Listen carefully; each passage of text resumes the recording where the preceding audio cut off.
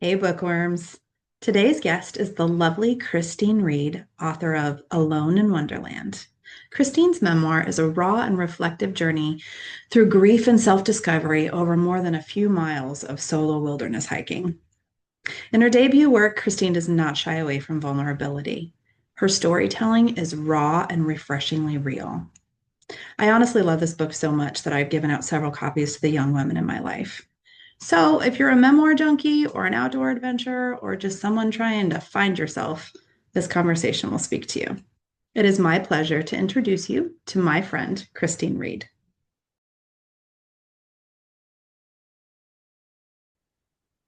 Good afternoon, Christine. Thanks for joining me today. How are you? I'm wonderful. Thank you for having me on. Oh, we're here to talk about your book, Alone in Wonderland. You've written a couple, but today we're targeting Alone in Wonderland. Um, for anybody who hasn't read it or doesn't know anything about it, apart from being chock full of metaphors of trail and life, can you kind of give us an idea of what it's about?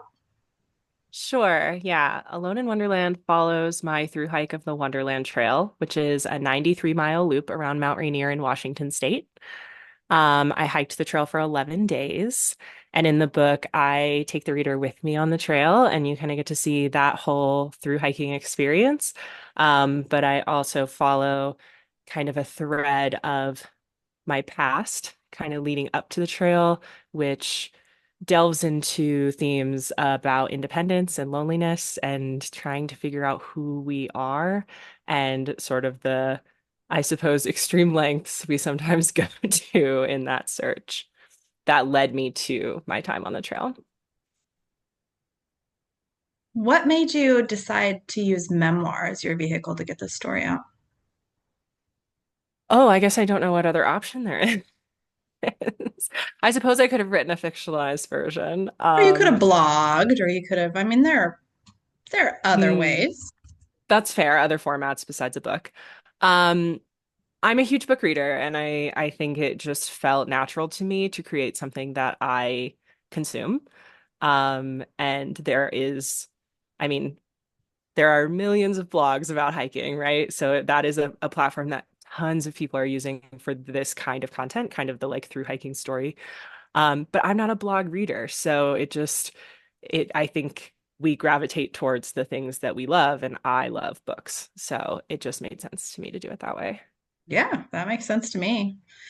You've hiked a few of the big trails, a handful of them actually. So what was it about the Wonderland Trail that you decided you kind of wanted to use as a container for your story? At the time, I had only hiked a big section of the Appalachian Trail, and then the Wonderland Trail was my second long hike. I guess that's true. Yeah. So I was still kind of early in my hiking career when I decided I wanted to write a book. But this specific moment in time, like I went out on the Wonderland Trail really seeking answers in a specific way. And the experience I had talking to other hikers and being out on the trail is like that's what led me to say, I think I want to write a book, which isn't something I had longed to do since childhood, like some writers. I think it was something that was always probably brewing in me a little bit as a huge reader, but I hadn't spent a lot of time thinking like, I want to write a book and what should I write about? Okay. So talk to me a little bit about your trail name. Okay. I have a funny trail name, but it's not really a funny story. It's Lady Unicorn. Hmm. And I got that on the AT, and it was sort of a like late stage. I was one of the last people who didn't have a trail name in the group that I was hiking with. And so a few people were like, we can't keep calling you Christine. You have to have a trail name. And so it was a little bit more of like an interview situation where they like asked me a bunch of questions about things that I liked.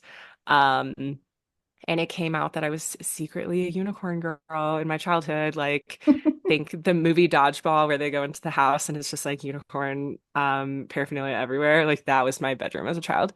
And so originally my trail name was Lady Amalthea, which is a reference to the movie The Last Unicorn, which turns out is a movie not a lot of people have seen. And that name is kind of a mouthful. And if you don't know what it's from, it just sounds like nonsense. And so eventually it got changed from Lady Amalthea to Lady Unicorn because at least people know what a unicorn is. Well, and I've known you for a while. I can honestly say I think you're a bit of a unicorn. I think it's very fitting. It's so funny because my best friend from the AT was like, I don't understand why that's your name. Like you're the furthest thing from like sparkly, like princess girl vibes. And it's funny because I've come into it a little bit more in Right, my 30s. right. They're very unique, though. That's the whole point of a unicorn, right? So it's not all just about sparkles and rainbows. It's that's what I was referring. Sure, I'm a rarity. Does everybody, do all through hikers get a trail name, It's or is definitely a that just part of that the group? culture. Yeah, I mean, it's Okay. part of the culture for sure. I think some people kind of defiantly like refuse to take one, and but then it's like their trail name becomes like, I don't have a trail name guy. No Uh, name. Yeah. so I mean, I think if you've hiked, especially any of the three long trails, AT, Mhm. PCT, or CDT, like you'd have to be trying pretty hard to escape without a trail name. Interesting. I don't think I ever knew that before reading your book. I don't think I'd ever heard that before. And all my time in Colorado and all the trail people I've known, that conversation has never come up. Yeah, if you read any AT books, it's like a huge part of the story Yes, I'm always. gathering Yeah. that. I'm Yeah. gathering that in some of them that I've picked up recently. You talk a lot about, I want to dive into this a little bit because it really hits home with me. You talk a lot in the beginning of your book, and then we've had conversations in the past where you've kind of talked about how your body betrays you. Like you feel like you labor harder. You always felt like you labor harder to do things.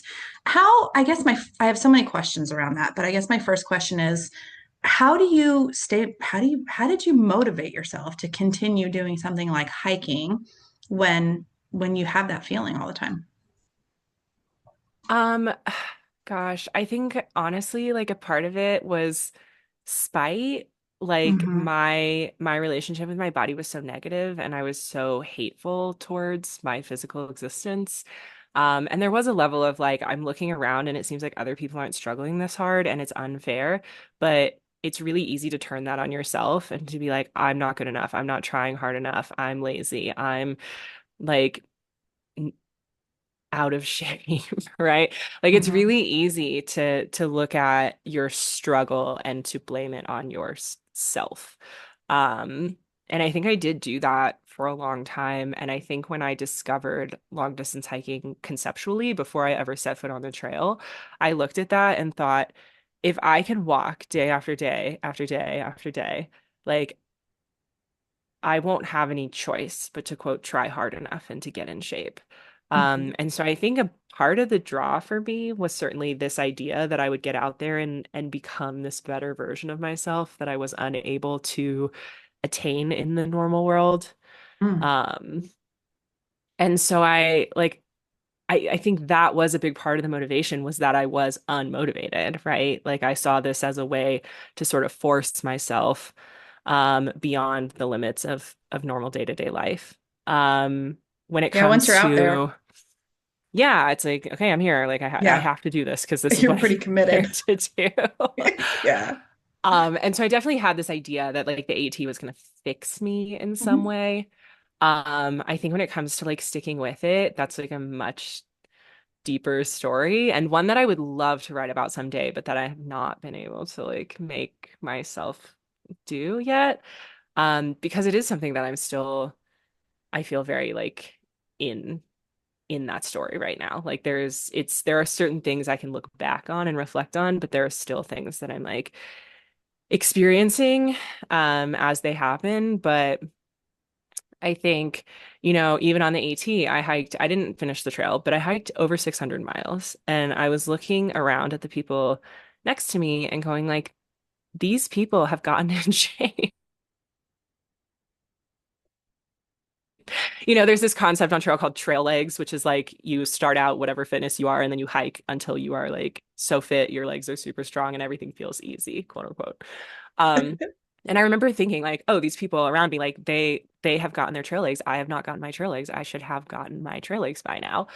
And I never felt like the AT, it did change my body. It changed my ability to hike. I could go longer for sure. Um, but I still looked at the people around me and was like, I don't have what they have. Something is different. Mm. And, my journey towards an eventual chronic illness diagnosis was another 5 years after the AT. Like it did not become clear to me what exactly was going on until 5 years later. And it was not until someone else said to me, you need to go to the doctor. Something about your body is not normal. And I had known that my whole life, right? Like I had been looking around my whole life being like, something is weird. Like this is unfair. And like something's off. But Hmm. I had never, I mean, I had been to the doctor a million times and there was tons of things that they couldn't explain, but I had never pursued it to that point of saying like, you have to tell me what is wrong. Right. So for that 5 years leading up to your diagnosis, which we'll get to in just a second, that entire time you're continually telling yourself, I'm just not working hard enough. I'm not doing it hard enough. There's something I'm doing wrong. I'm out of Yeah, and I shape. even I even like started running after the AT because I was like maybe hiking wasn't enough, maybe I need to run. And so then I like ran a 5K and then I like ran a half marathon and like then I hiked the Wonderland Trail and then I'm like gosh, what else did I do? I was training for a 50K when I got diagnosed. So I had gone through this whole journey of like hiking, hiking, running, running, hiking and to the point where I was like I'm going to run a 50K, which is like not a normal thing that people do. Right. And I was like, maybe that will be what gets me in shape, right? Like, I still believed that there was like some threshold that I might be able to reach that would suddenly snap me into like having a body like other people's bodies. And I'm like, these other Oh, people who are having such an easier time than me, they're not running 50Ks. Like they're not like right. it's not like they did that to get to where they are. They were just born there and I wasn't. Man, talk about tenacity. So it was a friend. Was it a friend that mentioned to you there might be something bigger going on? It was my partner. Yeah. Yeah, and I'd been training for the 50K for months and he ran occasionally. And Uh-huh. we went for a run together and he was just like, "Why are you breathing so hard?" And I was like, "Fuck you." Right. Because everything's How harder for dare me. how dare you Right. embarrass me by Right. pointing out how hard I'm breathing. And then eventually like after that run he was like, let me look at your watch data because I wear a running watch and he was like, let Mhm. me like see your data because he's kind of a data geek. And he started looking at it and was like, oh, this is not normal. Like your heart rate is insane. And that's then he was like, you need to go have this looked at. So I went to a cardiologist. Yeah. And were they able to come up with the diagnosis pretty quickly, or did you go through the ringer? Oh my gosh, instantly. Which is Really? wild. Wild because people with it's dysautonomia is kind of like an umbrella term, but POTS is my diagnosis. And people with this diagnosis generally go through the ringer. And to be Yeah. fair, I did live for 30 years undiagnosed. So in some Right. sense, I went through the ringer long before, like for that whole lifetime beforehand. But yeah, when I went in that day and described what happened, like what my body felt like, Hmm. and showed them the data from my watch, the cardiologist was just instantly like, "Oh, you have Instantly. POTS." Yes, yeah. So for those who don't know what POTS is, do you mind giving us a brief description of what that means? Yeah, it's postural orthostatic tachycardia syndrome, which essentially is speaking to the body's inability to manage heart rate and blood pressure when you change positions. So essentially, if I'm like laying down and then I stand up, my heart rate will go to like 120. A normal person's would go to like 70, Right. maybe. And so then that is like exponentially affecting when you're exercising. So like when you're like walking, again, my heart rate will be well over 100. Most people's would be 80, 90-ish. And when I was jogging with my partner, who was asking why I was breathing so hard, my heart rate was 175 and his heart rate was 130 because we were jogging. Wow. And you And had been training all that time. yeah. And at that time, I could run for 4 or 5 straight hours with my heart rate at 170. Which most people's heart rate would only reach 170 if they were sprinting full out, which you can do for Right. like 30 seconds. Right. So our hearts aren't, I suppose I say your heart's not made, like who knows what our hearts are made to handle Sure. because obviously mine can handle that because I was doing it. But that's not typically how people's bodies are functioning is like holding a heart rate that high for long periods of time. So was your cardiologist like, that's enough? We got to come up with a different plan, or did he just tell you if it works, keep doing it? She just said if you can tolerate it, you can do it whatever you want. Like, don't I mean, she was surprised and she was like, people with this diagnosis don't do that. Um, but and she also asked, this is like a funny part. She like, I was like, oh, I'm like training for 50K. And she was like, so how long are you running? And I was like, oh, 3, 4, 5 hours on like a long run. And she's like, and what does that feel like? And I was like, oh, like I'm gonna die the whole time. And she was like, and you just like pushing through that. I'm like, yeah, I mean, the opposite, like, kind of like circling back to the beginning of the story, which is like I thought at some point these things would become easy, but Hmm. really what happened was I learned how to tolerate that pain or the feeling. Ah, And so it's like, my body never, it's almost like my body got a little stronger, my body got a little faster, my body got a little bit more able to tolerate this, but like my mental ability to just continue doing something that is hard got yeah, way stronger, right? that's incredible. Your doctor's like, yeah, people with your diagnosis don't do this. That's funny. Yeah. That's because they're Uh, not uh, unicorns. well, and probably also because they have doctors telling them that they don't do this. Right. Right. Wow, that's absolutely incredible. I commend you. I really do. Because I don't, at least I don't think I have a POTS diagnosis, but I've told you before that I kind of resonate with that. Like, why is everything so much harder for me? And Yeah. that takes some stamina, some serious mental stamina in order to be able to push through. Good for Well, you. and I will say, like, none of this is in the book because I didn't get diagnosed until 2 years after I hiked the Wonderland Trail. And so, if you are a person who has dysautonomia, you might read Alone in Wonderland and go, wow, this sounds really familiar. Right. And if you're not a person who has dysautonomia, like I still feel like the way that I talk about my struggles is very relatable to anyone who's ever just felt like not good enough or not fast enough or like had a hard time keeping up with their friends. Like there there is a relatability, I think, on such a huge spectrum of just the experience of being like, ugh, I'm not enough right now. Or this is hard and I'm suffering, right? Like those are experiences we've all had, no matter how quote unquote normal our bodies are. It's true. It is true. It is very relatable. Did you by chance pick a piece to read to us today? I did. Were you leading Love to into hear you that with read a this piece. question? Yeah, I picked a pretty short little piece, but one that I have been told really resonates with a lot of people, and I think kind of speaks to what we were just talking about. Hear it. Um, Over the years, I have identified that there are two types of hikers, gliders and plotters. It doesn't seem to be dependent on age or fitness, but on how you carry your weight. With each step, I allow the entire weight of my body to transfer into one foot before moving the other. My feet take turns supporting my whole being. I am a plotter. I tromp, lumber, shuffle, and trudge, while others glide. As the woman glides out of sight ahead of us and we plod along behind, I watch her feet touch lightly to the earth only to lift again instantly. Each footfall is followed immediately by a next step. There is grace and lightness in perpetual motion. The movement of a glider is efficient, which is why they arrive in camp with energy to spare, hours before the plotter drops their pack for the day with nothing left in the tank. I wonder if it is possible for a plotter to become a glider, maybe for a few moments at a time, maybe on a good day, maybe on a gentle downhill section of trail. But a true transformation? I can't imagine a day when I would start a new step before finishing that which came before. I would like to be the type of person who didn't feel the full weight of self in every step along the way, who could leave the pounding of head and heart out of the way of the toil of foot. Beautiful. Christine, you are so candid in your writing, in the stories of vulnerability and love and mistreatment and abuse.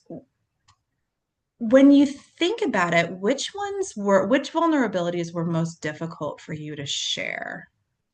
Were there any? Um, Gosh, that's it's such an interesting question because there's like so many ways to think about it. Because I do speak a lot. about my insecurities, which I think is something culturally we're really taught to try to hide, even though the more you try to hide them, the more they show. So true. And I guess that's more, speaking about in the real world in your interactions with other people, less so than in a book. But I do think too, one of the things that I read when I first started writing, and I wanted to write a memoir, and I Googled how to write a good memoir. And one of the first things that came up was like a listicle type of article. And one of the things that the person said was, don't try to make yourself look good. And I really held on to that as I was going through the writing process because it's true that none of us see ourselves as perfect. And so if you read a story about someone who's presenting themselves as perfect, there's nothing relatable there. There's Yeah. nothing for you to hold on to and say, this person is like me. And it's only in other people's flaws that we find little bits of ourselves because we see ourselves as very flawed. And so I think if you want to share like a powerful story, which I knew that's what I wanted to do was for people to really get something out of this book, um, you have to reveal something of yourself, Yeah. something that will make someone say, I felt that way, or I too have that insecurity. And so I think, there's a lot of different things that I kind of pull in, complicated relationships with my parents, complicated relationships with men. There's sexual assault in this book. And I think all of those things kind of tie together into this insecurity about like wanting to be loved and being in pain because of loneliness.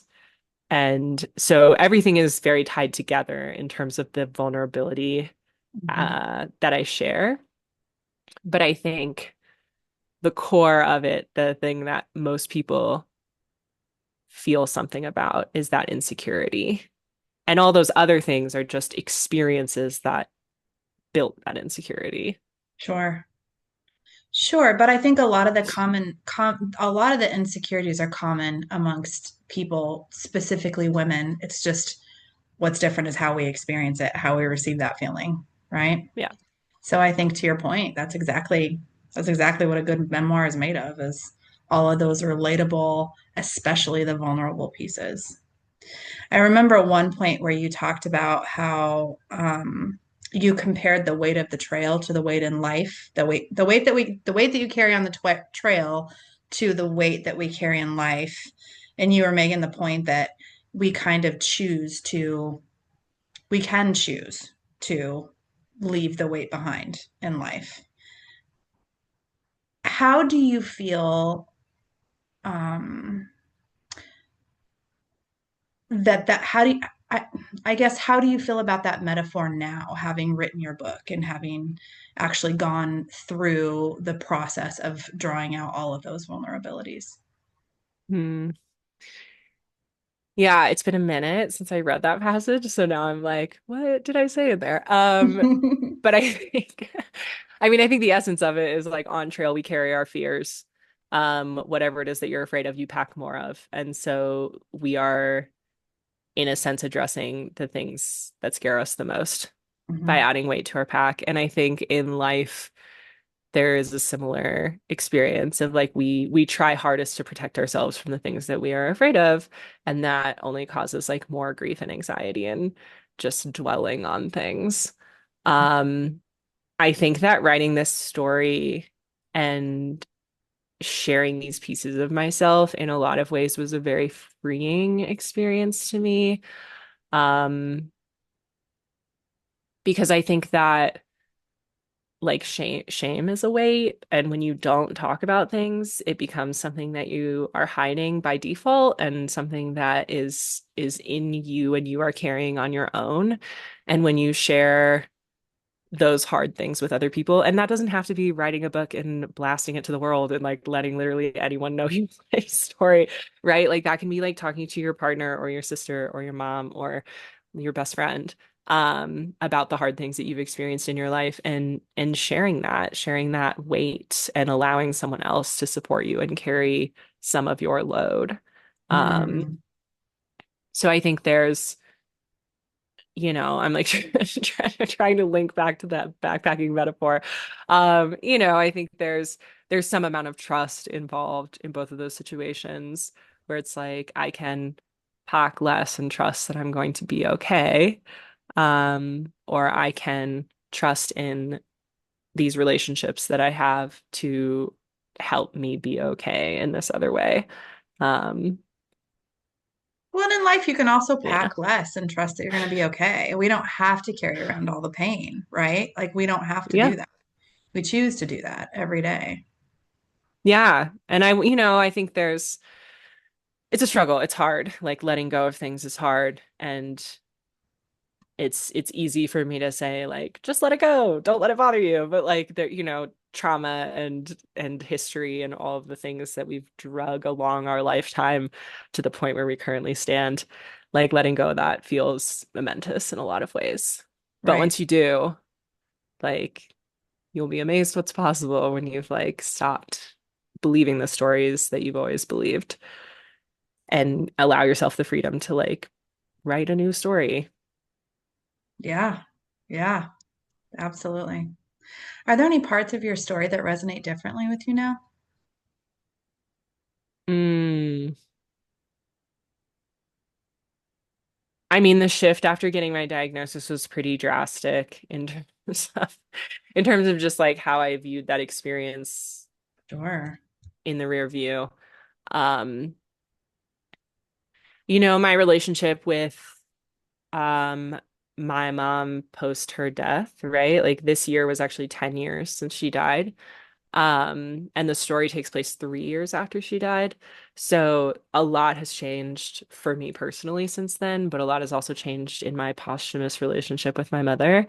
I don't think you ever stop having a relationship with the people who have died in your life. And I will say, like, after her death, I was really angry and resentful. And I had a lot of like grief, but also just like I guess anger is probably Yeah. the best Yeah. I word, think that's a you know. perfectly normal emotion. Yeah. And I think that, and from everything from certain things about how she raised me or certain things about our relationship when she was alive to anger about the fact that she had the audacity to die and leave me alone. Like there's a Oh. lot of complicated stuff that goes on following the death, I think, especially of a parent. Um, and those feelings and um sort of my relationship with that experience and with her has changed a lot. Um, and it's, I can still go back and read the passages about her and and feel that they are very true, that that is how I felt at the time. Mm. But perhaps not how I feel necessarily now. May I? Actually have one marked. Mind if I read it? Sure, go Is it ahead. okay? I know we Yeah. didn't talk about this. I don't want to put you on the spot. Hang on just one second. I gotta put my old lady glasses on. Hold on. Okay. This one I've read it so many times and I have it marked because it actually has brought tears to my eyes.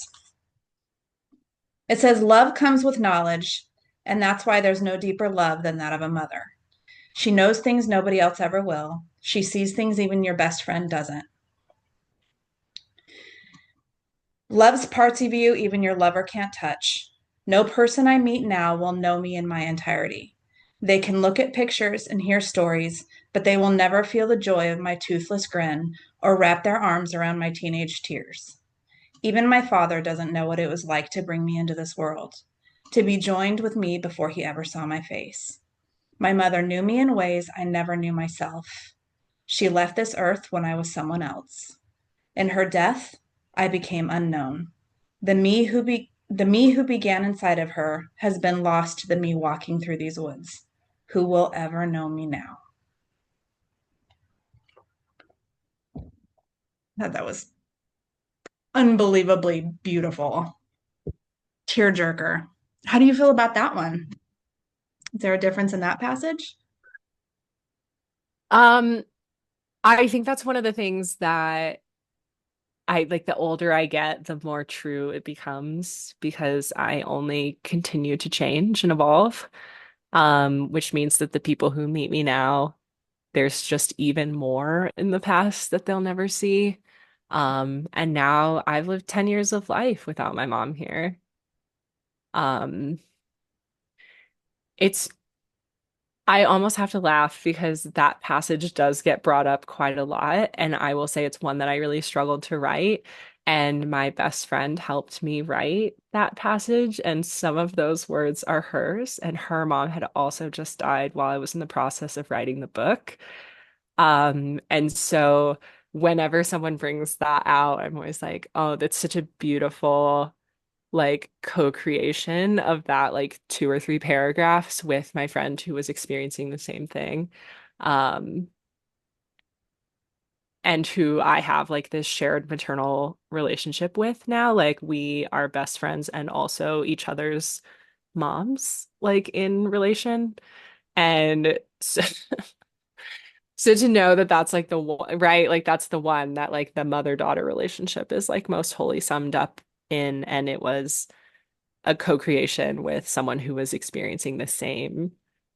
But her relationship with her mom was quite different than mine, right? Like we had different, very different mother-daughter relationships, but that experience of loss was like we were able to come together to write that piece about the that through line that we were both feeling. Yeah. Well, I think the spirit speaks through it. It's a beautiful passage. Do you feel for it from the daughter perspective or the mother perspective? Absolutely from the mother perspective. I mean, I Hmm. feel like I can feel through it both ways, but as a mother, that's where I always fall to first. Yeah. So I think it resonates on both sides. Yeah. Absolutely. Yeah. It's gorgeous. I think it's been really lovely. One of the things that I've noticed is the people who reach out to me about the book who are mothers and they are reading it through the mother's lens, um, and having a really profound experience of it. Because it's like, yeah, this is a very shared experience, a shared relationship, mother-daughter. And I think the most profound one that we as women will ever have. Like no matter what your relationship with your mother is, No doubt. Yeah. like it is the thing that shapes you the most. And I honestly, when I wrote the book to begin with, have I told you this? It didn't have very much mother stuff in it because I didn't want to write a book about my dead mom. And when I sent it to my first editor in the manuscript assessment, editor, she was like, why isn't there more about your mom in this book? Because I'm like, blah, blah, blah, stuff happened. Then my mom died. Then other stuff happened. And she's like, you can't just, and then my mom died. Like, Yeah. you can't do that, especially a book about independence Yeah. and loneliness as a young woman with a dead mom. Like you can't gloss over that. And I was like, Yep. I don't really want it to be a book about my mom. And she was like, well, it kind of is. So you can't like, if you're gonna publish this, it is a book about your dead mom. So Well, I think any coming of age, to your point, book is going to somewhat be about our mom influence. I think you struck a beautiful balance, though. I do. It's definitely not a book about your mom, but it's important and it comes it across is, as, yes. yeah. And the experience of a woman in her 20s trying to find her independence is inherently about parents, right? Like, Yes. what is independence except for the like breaking away of a relationship that existed? Right? It's like finding yourself outside of this unit that you have literally been in your entire life. Yeah, absolutely. There's no doubt about it. Let's talk a little bit about your writing process. I didn't know I was going to write until the last day that I was on trail. So I had not written anything while I was on trail. I took out the one piece of paper that I had on me, which was a map, and I wrote day one and the people that I met, day two and the people that I met, and just like specific things that happened. And I kind of made like a long list on the side of this map. And then I left Washington, drove to Arkansas, picked up a laptop computer that my parents had given me at my college graduation, and I had said, I'm not in college anymore. What do I need a laptop for? and left it at their house. So I went and picked it up and I was like, I'm gonna write a book now. And I started writing. I knew on the last day on trail that that's what I wanted to do. I felt very called to tell this story kind of just as it was wrapping up. Um, and yeah, I mean, I did a lot of Googling. I did a lot of how to write a memoir, how long should a memoir be, right? Just kind Yep. of basic questions that you wouldn't know if you weren't an author. Bless the internet. Um, Thank you, internet. Yeah. Otherwise, I guess I would have gone to the library and bought a book that was like how to write a Or a memoir. few. Sure. I have tons of writing books now. I did not have tons of writing books back then. Um, yeah, so I mean it was a real sort of like just shooting in the dark situation. But then also one of the things that I read, aside from Don't Try to Make Yourself Look Good, was read a ton of memoirs. And Hmm. so I'm pretty good at like the deconstructing something, like how did someone make this once I start thinking about it. So once I started reading a bunch of memoir in the process of writing, I was able to go like, oh, like I see what the author did here, or like here are different format options based on these 10 books that I've read Yeah. and start asking questions like do what do I like better or what would serve my story better Mm. um and reverse engineering a memoir. But it was a lot of, I mean, I kind of went into it with an attitude of like how hard can it be? Like I've read, I don't know, tens of thousands of books in my life. Like I'm sure I could write a book. Got it. And No then problem. you start doing it and you're like, oh, this is harder than I thought it would be. But I was humbled for sure. Um, but I also don't think it's something that anybody can't do I agree. if you have the right mindset about it. I agree. Especially with all the help that's out there. I mean, we have memoir coaches and editors and the internet. And I mean, there are endless opportunities to find help. So anybody who really wants to. All the same, though, it is a huge challenge. It is. And just when you think you're moving in the right direction, something changes and you change direction. And I feel like it's inevitable. Plus, it's a discipline. Like you have to make yourself sit down and do it. What was your writing routine like? How did you discipline yourself through it? Um, it was inconsistent at best, but I think Hmm. some that's not uncommon. Yeah. I was certainly not a sit down and write for 2 hours every day type of person. Yeah. I was definitely more of a like when I first got started, I was very fiery about the project, and so I was like every day just like banging it out. For a couple of weeks, and then I was like, okay, I'm tired. Take a break. So I would say, for the first year, which was about how long it took me to write the full first draft, there would be weeks where I was working on it every day. And then there would be weeks where I was like rock climbing every day and not working on it at all. And I was traveling all over. I was living in a van at the time, so there was no consistency whatsoever in terms of like where am I working on this and what does that look like specifically. Um, and I think there's really differing opinions about that as a writer. Mhm. There are writers who are like, I sit at this desk and I have my this beverage and like these things all are in their place and I just like am in the zone. And then if they aren't in that desk with that beverage and the things in the place, they are unable to write. Um, and I do think routine can be really powerful. And I think if that works for you as a writer, like more power to you. Um, but I just didn't really have that option. So it was like sometimes I'm at a coffee shop, sometimes I'm at the climbing gym, like sitting in the little chair using the internet. Um, so I think it's a matter of just finding what works. But for me, it was just totally Every inconsistent time. and like nothing, nothing that I could really explain as like a functional advice to someone else. And you finished your first draft in a year. Yeah. How very unicorny of you. And that is so unusual. I've talked to people that have taken 20, 25 years Of course, yes. But do those and just people actually want a book or are they just in love with well, the idea that they're writing a book? I think people go into it for different reasons, right? Like some Mhm. people just want to write a memoir, they know what their story is about. And then there are other people that know what their story is about, but they want to send a certain message and they're not willing to let it go until it contains the message the way they want it to be read, right? So I think it Absolutely. just kind of depends on the person, but I would say a book in a year is That's pretty ambitious. Well, it certainly wasn't done at that point, but the Sure, sure. first draft was done. First draft. Yeah. And that's again, like it runs the gamut. There are romance writers who are putting out 5 books in a year, which is just insanity.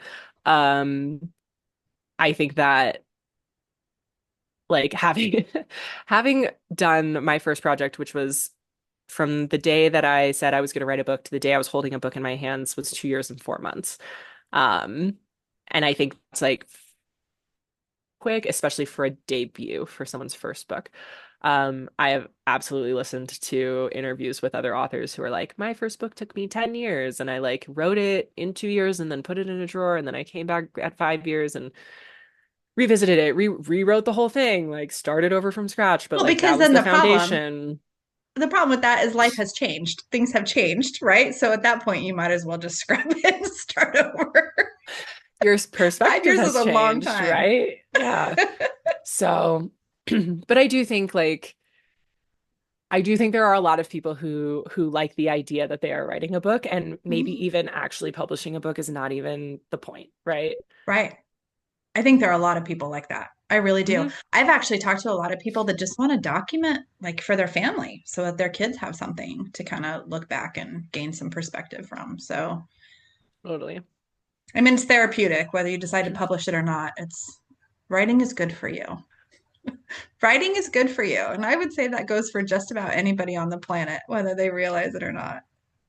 I Yeah. think that that is true. But I think we are all getting different things out of it, right? Like I have tons of friends who are religious journal keepers. And I can't tell you how many times I've told people as a writer that I don't journal and their minds are like blown. Right. Like, and like even to this day, like I am a professional writer and I've published 2 books and I still don't keep a journal because I still am Right. like, this is a waste of paper.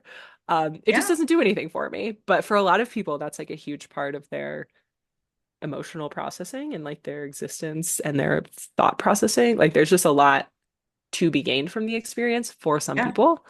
Um, but a lot of those writing craft books like Bird by Bird and The Artist's Way by Julia Cameron, she's like, you better do your morning pages, write every day, blah, blah, blah. And like I tried and I tried and I tried and I was like, okay, like fourth try, I am going to do this for 30 straight days. And it's like if I find it useful in any way, I will continue doing it. I did it for 30 days. I threw that notebook in the trash. I moved on with my life. But all right, I've proved to myself that I don't want to do this. I How have proven it disciplined does of nothing you. for and every once in a while, if there's something I want to process or want to think about, or if I'm hanging out with my best friend who loves to journal, we will Mhm. like do a journal exercise together and she'll be like, here's the prompt, blah, blah, blah. And like write on it, we'll like talk about it, we'll share it, and then I will throw it in the trash. And she's just like, I cannot believe you're throwing that in the trash. I I'm love like, I'm it. done with it. I'm done I with don't it. journal either. Sometimes thoughts will come up and I'll record it in my phone in notes. I'll Mhm. just like make a I note have so that some I of don't those. forget about it, but I don't journal But do either. you but do you ever go back and listen to those? I do. Okay, I I do. don't. I just Yeah. have like notes that are like whatever, they're gone forever. That's so funny. No, I They're in the absolutely trash go can of back. my phone. But that's probably how you committed it to memory, just saying it out loud into notes or typing it into notes. Now you don't have to look at it again. It works that way for a lot of Yes. people. And writing is the same. So like if I journal something and then throw it away, then I'm like Yeah. that it did something for me in that process. Yeah, I I never consult need my I list never all need the to time. look at it again. Good for you. It's impressive. You're just such a smart cookie. Which is probably why you chose to self-publish. Let's talk about that. Talk about your publishing journey. Yeah, so I talked to some other published authors when I was in the process of writing Alone in Wonderland and was trying to figure out what I wanted to do.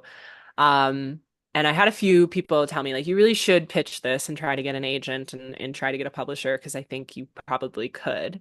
Um, because I had built a certain following on social media and I had this kind of like outdoorsy girl persona that I was like building a brand around. And that's one of the things publishers are looking for these days. Um, and but I also talked to them about like what are the positives and negatives of having a publisher? And they were like, well, people respect your book more because somebody else put a stamp of approval on it. And I was like, okay, fine. But I'm hard-headed and I was like, people will respect me because I'm awesome. I don't need somebody else's stamp of approval. And so I was like, I do understand the value of that, but also I have this like fire in me to like defy it, right? Hmm. And so I was like, cool. And then one author told me like they don't give authors, a lot of times debut authors don't get much say in terms of editing and editorial choices like book cover design and sometimes even the title of your book. And I felt quite strongly about the title of my book because I Hmm. had come up with it before I started writing. It was Hmm. like, well, in the process of like, oh, I might want to write a book. Um, I came up with the title very quickly and I felt very good about it and I Yeah. didn't want to lose that. Um, so that was certainly one of the main factors in terms of like minutia that I was like, ooh, I would really struggle with that.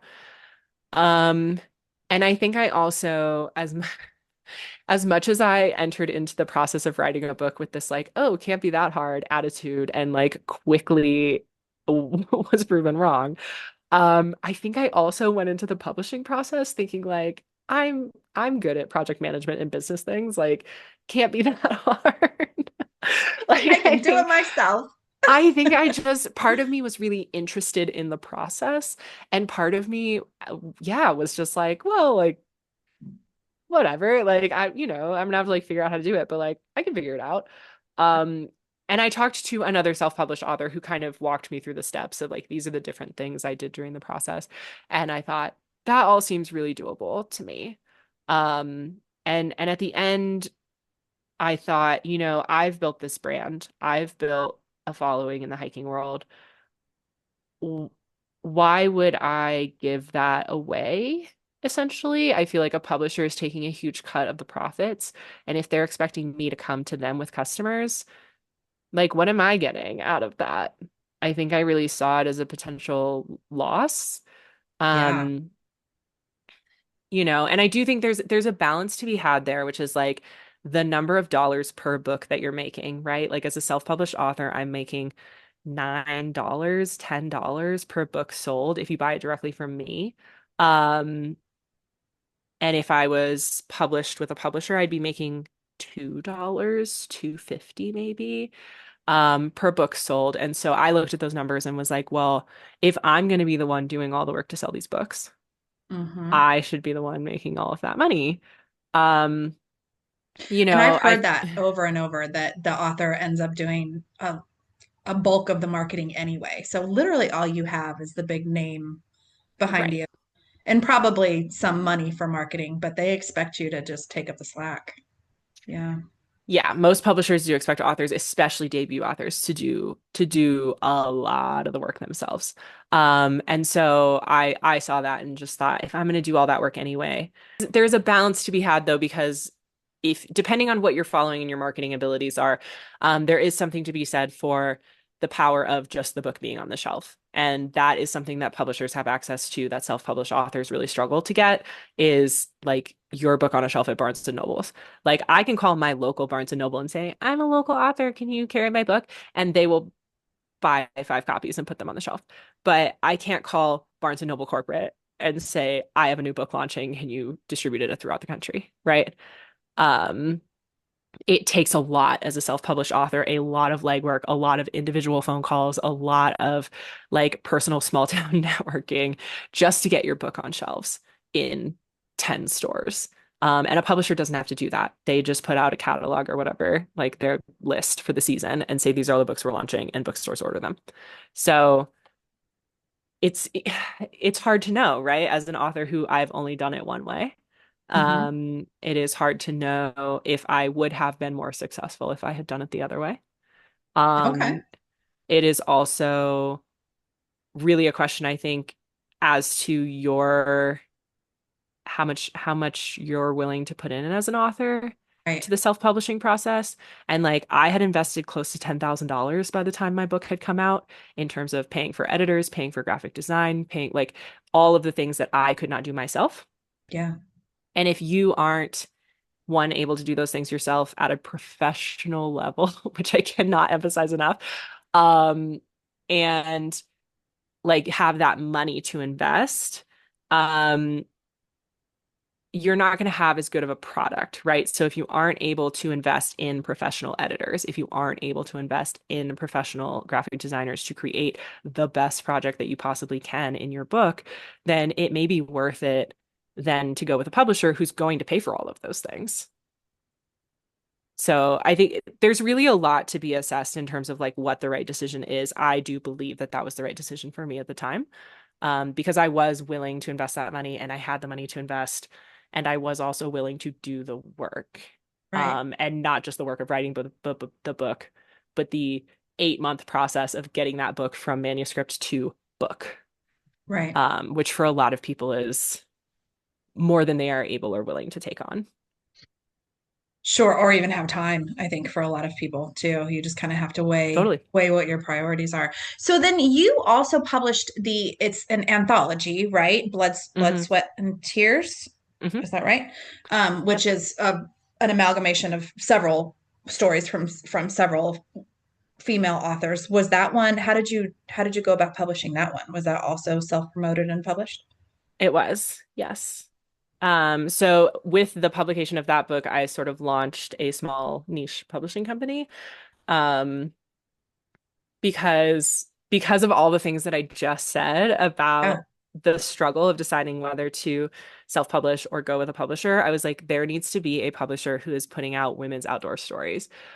Because they do get published occasionally, but the market for them, I think, is huge, and people want those stories because they're really inspirational. And people want to tell those stories, but it is really hard to get a publisher for them. So I was like, I could use all of the knowledge and information I've gathered through the process of publishing Alone in Wonderland to then put out more women's stories. That way, those writers don't have to pay for an editor, pay for a graphic designer, learn how to market, learn how to learn all of these things that I went through the process of learning because I thought it was interesting and I Mhm. wanted to do that because not every author wants to do that. Right. Yeah. So you said it's already launched, your publishing company? Mhm. What's the name of it? Rugged Outdoorswoman Publishing. Rugged Outdoors Woman Publishing. I should have known that. So tell me a little bit about your model for that. Do you do all the publishing, or do you do like a hybrid in combination with the author, or how does it go? Nope, it's just like a traditional publisher, but tiny. So Yeah. I'm working on one book right now. Okay. Um, but I think that there are certainly some hybrid publishers out there that are doing good things to help people get their stories out and Hmm. providing services. But Hmm. hybrid publisher, the author is still paying quite a lot to make their book happen. And I think that's a good option for people who kind of want a package deal where they're paying this publisher who's going to like handle all the bits and pieces rather than you as the author going and finding an editor, finding a designer, finding these people to do the different things and putting the project together.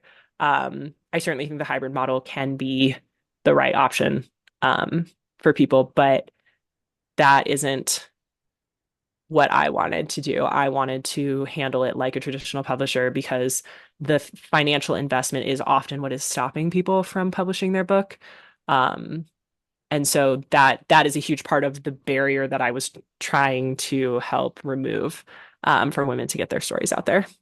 What was the most surprising thing about releasing your story to the world? Oh, surprising. I'm hard to surprise. Like I think I really thought through like every possible outcome before I published it, but I do think that response is always surprising, right? Like the messages that you get from people, the things that people have to say about your story. Like as much as I wrote the story thinking like this is going to be powerful and people are going to like have an emotional response to it and like learn something or feel connected in a certain way. Like those are all things I wanted when Hmm. I wrote the book. Still the response when people send you a message and say, thank you for writing this. And like, this is how it affected me. And let me tell you a little bit about my life and story. Um, it's every time. I mean, even now, almost 5 years later, like when I get those messages, I'm just like blown away. Um, almost by people's reciprocal vulnerability.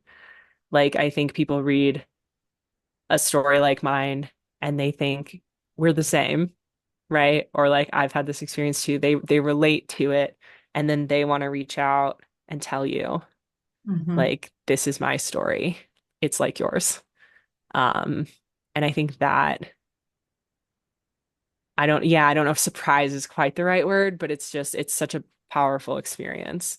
And I think that one a lot of times other writers will be like, am I old enough to write a memoir? Or why would anyone care about my story? Or like there's all these kind of like self-doubt questions that come with writing a memoir. Um, and I think that those messages are kind of what I point to when I get those questions is like no matter who you are, no matter what your story is, if you are real about it and vulnerable about it and you reveal something true of yourself, someone is going to have this response. This And that like, has the power to heal. yeah, Yeah. both ways. Like I really think I went into it, not to be like, oh, I was being so selfless, but I think I went into writing the book so that other people would feel less alone in the experience that I had had. And I didn't realize quite the reverse of that I would get, which was like feeling less alone because people would reach out and tell me their stories. Yeah, I agree. That's why I love memoir. That's why. And I feel like in every single one I read, I find some piece of myself in every Mhm. single one of them somewhere, some more than others, right? But we learn from each other. And I think we're natural storytellers, humans are, and we learn the most from each other. So I just think it's so important for people to have space to share their story so that other people can find peace and relate in that. Well, and the purpose of story is connection, right? I mean, as far back as like days of yore, right? Like people traveled around and told stories and everyone would gather up and listen. And that like it was a form of connection because they were in community doing it, but it was also a form of connection of like, I see myself in this. Yeah, Yeah. absolutely. What advice would you give to potentially aspiring memoirists out there who are considering starting this journey? Don't try to make yourself look good. Yeah, I think just like radical honesty, right? Like this Yeah. vulnerability of like if you are unwilling to reveal something true and hard about yourself, like that has to be the first thing that you overcome. Writing is hard, but revealing yourself can be harder. Right. And I think sometimes that's a process. And I think also sometimes that might be why it takes people so long because they have to come back to the page and really challenge themselves. I know I struggle with that all the time. Like I will write something, then I'll come back to it a couple months later and be like, that's just a flat out lie. Let's try this again. Yeah, yeah. There were certainly things I think if you get into like a certain flow with your writing and you're really like in it, there were things that I wrote that almost as they were coming out of my fingertips, You're I right. was like, "Oh my God, I didn't know that was in my brain." Like I didn't know I felt that way or I didn't know that Yeah, I still had feelings about this situation or that like I would be writing about it and I would get like mad like that's and I'd be true. like, oh, I'm still angry about that thing that happened 8 years ago and like I haven't really thought about It's true. until I thought like, oh, that would make sense to put in the book. And then as I'm writing it, I'm like, okay, I'm still like unprocessed feelings. It's true. It happens all the time. And you don't even, because like you can have a thought about that particular experience, whatever it may be.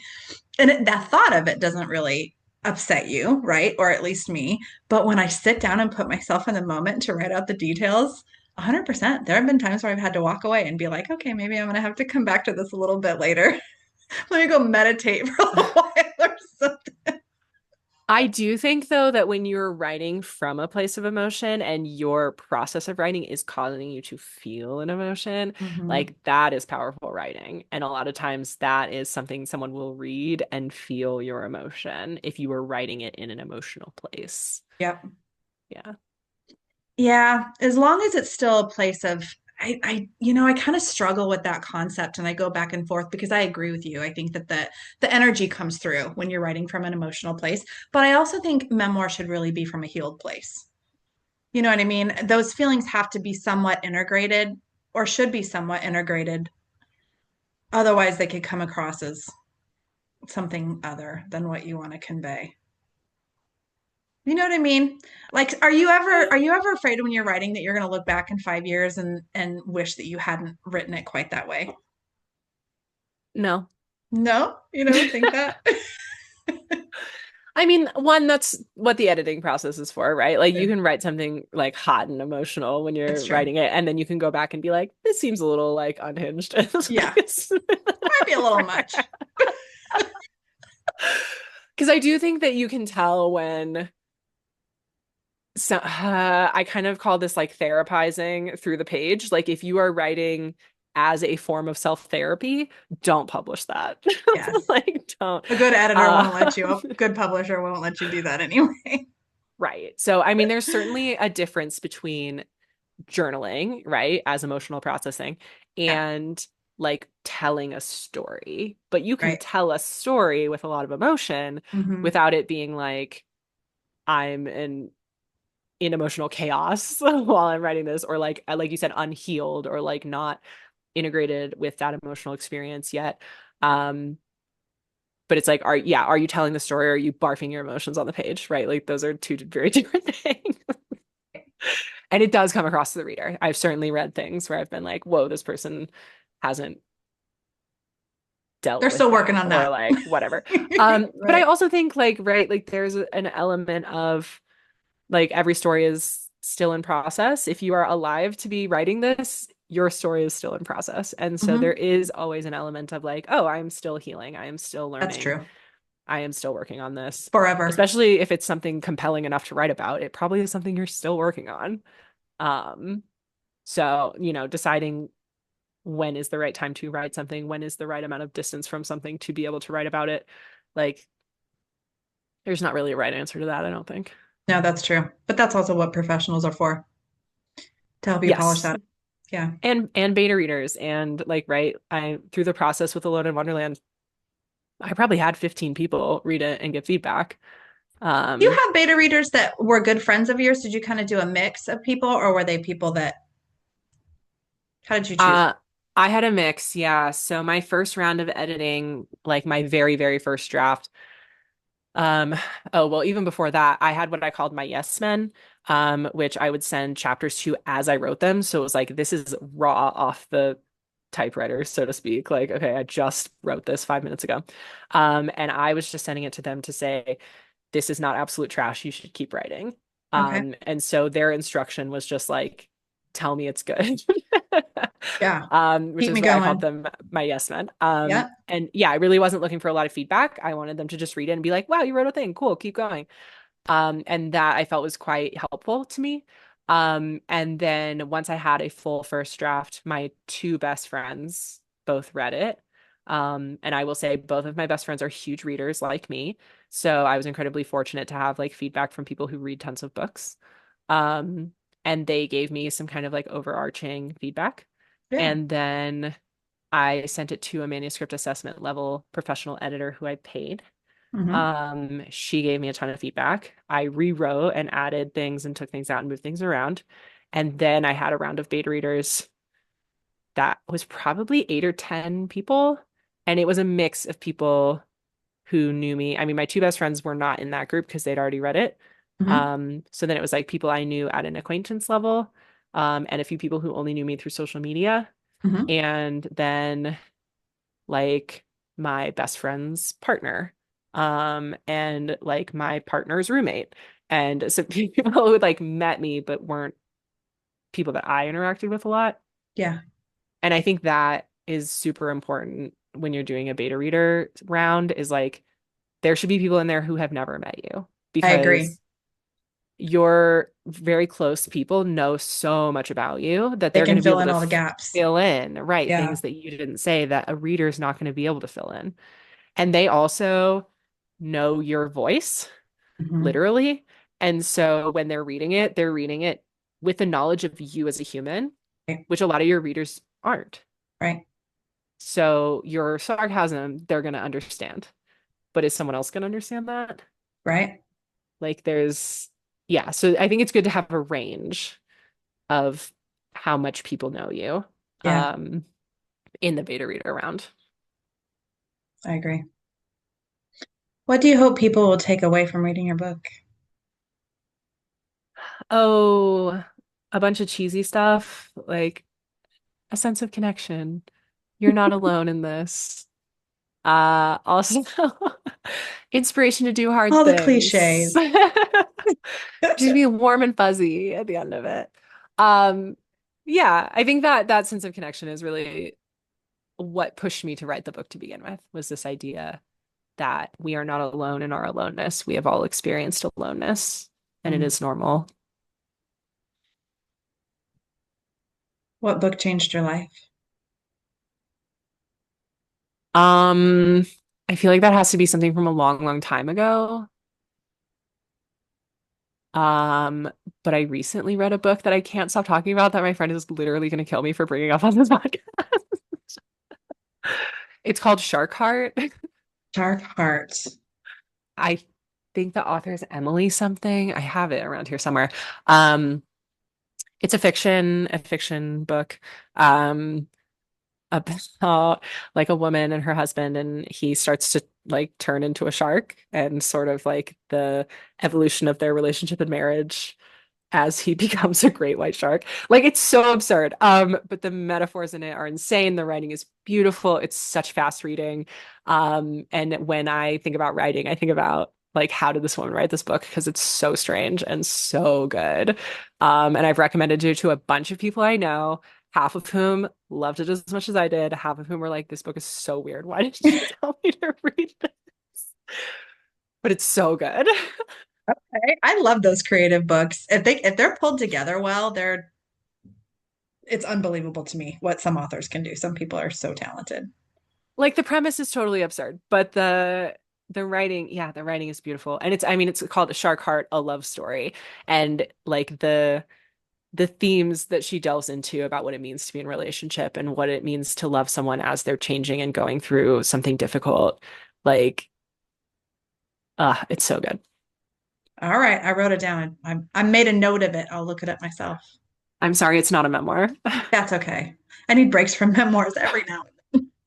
When I can find time to read anything else at this point. My plate is pretty full with memoirs, but every now and Totally. then I got to take a break and do something a little bit more creative, a little more on the creative side. So where can people find you? Instagram is probably my main social media, is at Rugged Outdoors Woman. I have a website, ruggedoutdoorswoman.com. You can email me at ruggedoutdoorswoman@gmail.com. Okay. Those are probably the three best methods to reach out I to think me. I think you're the only rugged outdoors woman. And I'm obviously the I'll put only that all in one. the notes. Yes. Did I hear a little birdie say that you're working on another memoir? Are you doing another one? Yeah, not my memoir, but I'm Okay. publishing a memoir by a rad lady named Bethany Adams, Okay. who set over 100 trail records. She's super fast, an amazing athlete. And her memoir is following her fastest known time record on the Adirondacks high peaks through hike, Wow. which had never been completed by a woman before. She and another gal did it together in 2020. So it's very much about like that relationship, supporting each other through this attempt. And it has a lot of other relational stuff going on, sort of like Alone in Wonderland. So, um, yeah, it's definitely a like trail as life metaphor, as they always are. And I'm really excited. I'm really excited about it coming out. Very cool. Anything else you're working on? Not publicly. Okay. Well, we will stay tuned then. Okay. Christine, I adore you. You know that I absolutely adore you. You're so inspiring. Your story is so inspiring, and your dedication, and you're just so disciplined. Can you share Ah, that? Can you put it in a bottle? would you like to Ship purchase some out to that? Nashville? I can send you a bottle with some essence in it. I'm literally working on a second memoir piece that I have titled I Lack Discipline. It's just the name of it. I Lack Discipline. That's a great title. I think a lot of people would immediately relate and want to read Yeah. that. Totally. Talk about vulnerable. It's working Just though. It's flowing really well. put your flaw in the title. Right. Exactly. Just lay it all out there. Thanks again so much for coming on to talk to me. And thanks for being such a good sport with scheduling and dates and all of that great stuff. Absolutely. I'm glad we can make it work. I know, me too. I'm sure we'll be in touch again soon. I have a feeling you probably have more stuff to come on the horizon. So I'm gonna be following you. Then I'll put all your stuff in the notes so that everybody else can too. All Sweet. right. Cool. Okay. Thank you, girl. Thanks so much for listening to For Love of Memoir. If you enjoyed this episode, be sure to like, follow, and share the show. It really helps us reach more memoir lovers like you. You can find links to today's guest, their work, and anything we mentioned in the episode right in the show notes. Until next time, keep writing your story.